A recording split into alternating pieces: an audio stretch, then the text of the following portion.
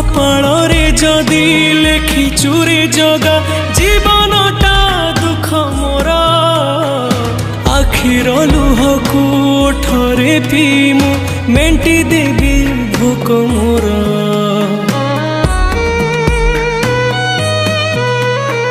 सुख बोली गोटे कण अछि रे आज जाए जानिलिनी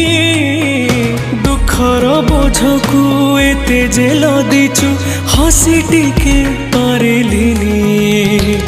तू हेलु बड़ दिया मु तोर केही नुह